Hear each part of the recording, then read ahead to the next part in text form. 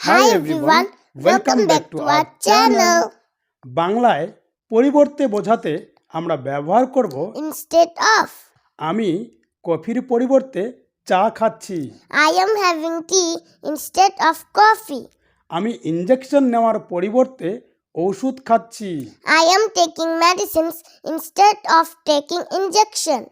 আমাকে কলমের পরিবর্তে একটি পেন্সিল দাও। Give me a pencil instead of a pen.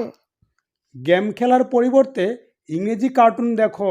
Watch English cartoons instead of playing games.